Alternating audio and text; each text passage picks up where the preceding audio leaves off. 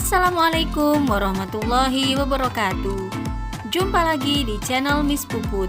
Di video kali ini saya akan menjelaskan kepada kalian semua tentang recount text. Yang kali ini kita akan fokus pada historical recount text.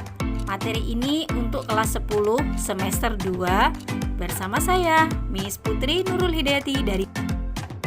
Di materi recount text ini akan dijelaskan tentang definition, social function, generic structure, language features, dan contoh teks recount beserta latihan soalnya.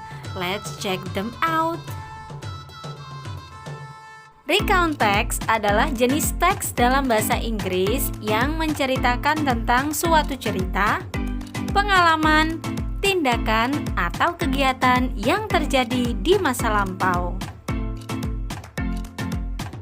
Tujuan dari recount text adalah untuk menceritakan ulang kejadian-kejadian yang terjadi di masa lampau yang bertujuan untuk memberikan informasi atau menghibur para pembaca, sehingga biasanya kita tidak dapat menemukan konflik yang ada pada cerita recount text.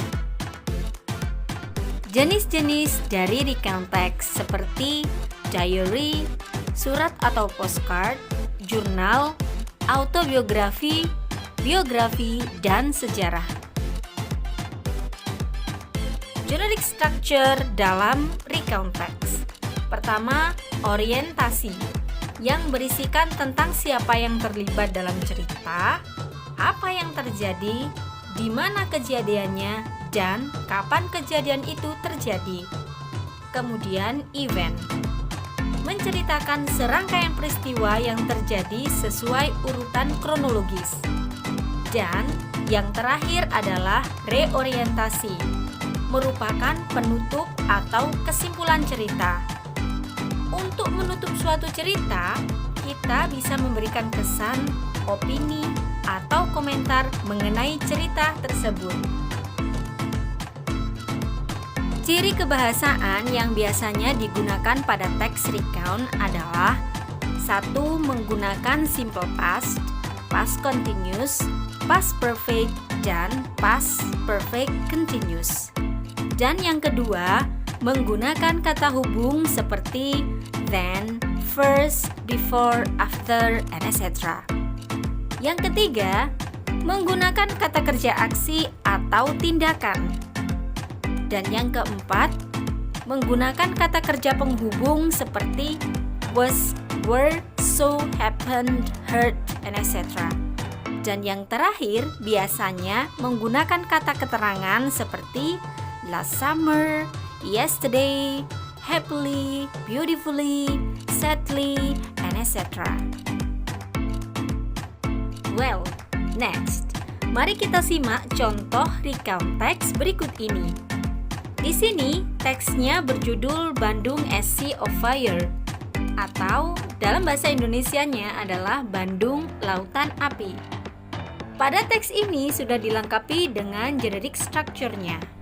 Pada paragraf pertama yang diawali dengan kalimat Bandung as Sea of Fire dan diakhiri dengan kata their homes adalah orientation, yang jika kita analisis, siapa yang terlibat adalah 200.000 residents of Bandung, dan apa yang terjadi? A fire occurred in Bandung and burned the residents' home. Kemudian, di mana kejadiannya? The city of Bandung. Dan kapan itu terjadi? March 24, 1946.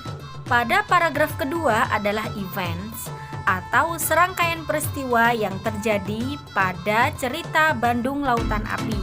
Seperti kalian bisa lihat sendiri ya. Event 1 ada British troops arrived in Bandung, kemudian ada event kedua, event ketiga, event keempat, dan event kelima. Dan pada paragraf terakhir adalah reorientasi yang berupa opini atau komentar penulis pada cerita ini. Pada teks ini terdapat pada kalimat the incident inspired to create the famous song Hello Hello Bandung. Oke, Setelah tadi kita membaca bersama contoh recount text yang berjudul Bandung as Sea of Fire dan kita juga telah menganalisisnya, mari kita bersama berlatih menjawab soal berikut ini. Soal nomor 1. What is the text about? Teks itu menceritakan tentang apa? Manakah jawaban yang benar antara pilihan A, B, C, D, dan E? Jawaban yang benar adalah E. The History of Bandung as Sea of Fire. Mengapa A salah, B salah, C salah, dan D salah? A salah karena ini bagian dari peristiwa. Kemudian B kurang tepat ya. Bagaimana dengan C? C ini adalah tempat di mana cerita itu terjadi. Kalau D adalah The History of Local People of Bandung, itu adalah orang yang terlibat pada sebuah cerita tersebut.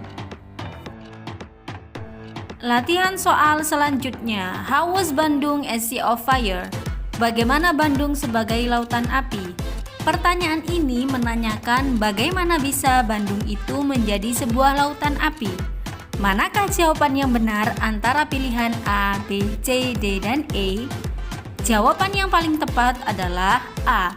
It was deliberately burned. Sengaja dibakar. Jawaban ini berada di paragraf kedua dan pada kalimat kedua.